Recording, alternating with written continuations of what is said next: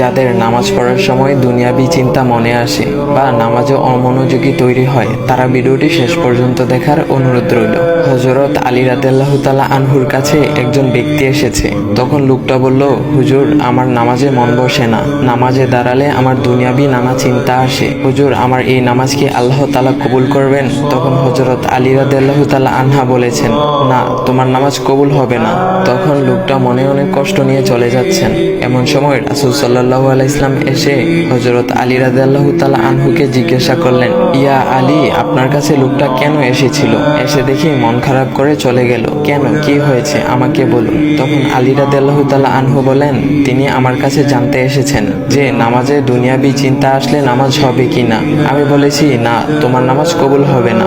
রাসূল সাল্লাল্লাহু আলাইহি ওয়াসাল্লাম তখন বলেন, ইয়া আলী, আপনাকে আমি একটা চাদর উপহার দিতে চাই, তবে একটা শর্ত আছে। আলী রাদিয়াল্লাহু তাআলা আনহু খুশি হয়ে বলেন, ইয়া রাসূলুল্লাহ, কি শর্ত তা বলুন, আমি আপনার সকল শর্ত মেনে নিব। বুঝতেই তো পারছেন রাসূল সাল্লাল্লাহু আলাইহি ওয়াসাল্লামের চাদর বলে কথা। তখন রাসূল সাল্লাল্লাহু আলাইহি ওয়াসাল্লাম বললেন, ইয়া আলী, আপনি যদি এই মুহূর্তে 2 রাকাত নামাজ একনিষ্ঠভাবে পড়তে পারেন দুনিয়াবি সকল চিন্তা দূর করে, তাহলে আমি আপনাকে সেই চাদরটি উপহার দেব। আলী রাদিয়াল্লাহু তাআলা আনহু বলেন, এটা তো সাধারণ ব্যাপার। আলী রাদিয়াল্লাহু তাআলা আনহু তখন নামাজে দাঁড়িয়ে গেলেন আর তিনি নামাজ পড়তে শুরু করলেন। এমন সময় তার মনের মধ্যে শুধু ভাবনা চিন্তা আসতে শুরু করলো, আচ্ছা, আমাকে যে রাসূল সাল্লাল্লাহু আলাইহি ওয়াসাল্লাম যে চাদরটা দিবেন, সেটা কি ফাতিমার চাদর নাকি রাসূল সাল্লাল্লাহু আলাইহি ওয়াসাল্লামের? আচ্ছা, চাদরখানা দেখতে কেমন হবে?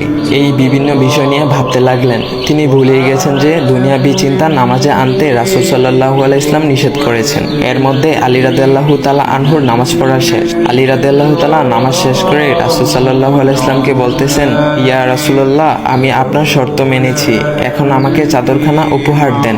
রাসূল সাল্লাল্লাহু আলাইহি ওয়াসাল্লাম বলেন, ইয়া আলী, আপনি কি একনিষ্ঠভাবে দুনিয়াবি চিন্তামুক্ত ছাড়া 2 রাকাত নামাজ পড়েছেন? তখন আলী রাদিয়াল্লাহু তাআলা আনহা মুচকি হেসে বললেন, না ইয়া রাসূলুল্লাহ, আমি আপনার চাদর নিয়ে অনেক কিছুই ভেবেছি। তখন রাসূল সাল্লাল্লাহু আলাইহি ওয়াসাল্লাম বলেন, ইয়া আলী, নামাজ তোমারও হয়েছে, আর তুমি যাকে নামাজ হবে না বলে ফতোয়া দিয়েছো, তার নামাজও আল্লাহ তাআলা কবুল করে নিয়েছেন। শোনো আলী, দুনিয়াবি চিন্তা দ্বারা নামাজ বাতিল হয় না, নামাজ মহান আল্লাহ তাআলা কবুল করে নেন। সকল ফরজ নিয়ম কানুন মেনে নামাজ পড়লে নামাজ হবে ইনশাল্লাহ। তবে আমাদের সকলের উচিত নামাজ আদায় করার সময় একমাত্র আল্লাহকে স্মরণ করে নামাজ আদায় করা। নামাজে দাঁড়ালে দুনিয়াবি চিন্তা মাথায় আসে, এটা শয়তানের একটা ফাঁদ। আল্লাহ তাআলা আমাদের সকলকে শয়তানের কুমন্ত্রণা থেকে হেফাজত রাখুক এবং সঠিকভাবে মনোযোগের সাথে নামাজ আদায় করার মতো তৌফিক দান করুক। সবাই বলি আমিন। চাইলে ভিডিওটা আপনি অন্যদের কাছে শেয়ার করতে পারেন, এতে অন্যদের ভুল ভ্রান্তিগুলো দূর হবে। তো গাইস, এমন ইসলামিক ভিডিও পাওয়ার জন্য ভাইয়ের আইডিটা ফলো করে দিয়ে যাও।